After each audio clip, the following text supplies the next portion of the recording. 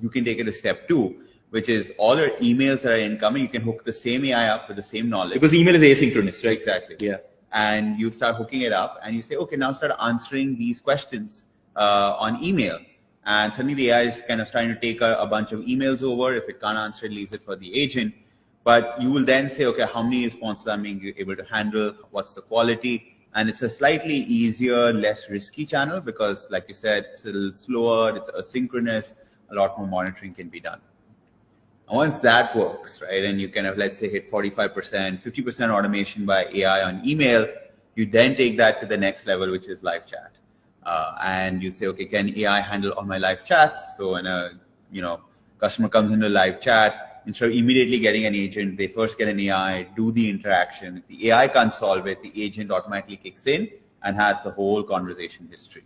So the customer doesn't really get a bad experience. Yeah. Process feasibility is high. Right. And at the same time, you're making the and life value of the is agent. crazy, right? Because you now have these AI agents which are answering in the middle of the night. Correct.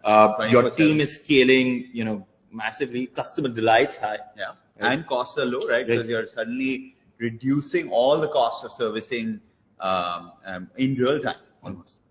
And then you reach the mecca, which is essentially phone support, which is then the AI starts handling the phone calls as well. So every time a call comes into your call center, some of them get handed to the AI talks to the customer, tries to solve it. If it can't, it seamlessly hands it back to a warm agent. And then suddenly that's the ultimate value delivery, because what we've noticed is a lot of customers, a large proportion of the volumes is on phone call. Awesome.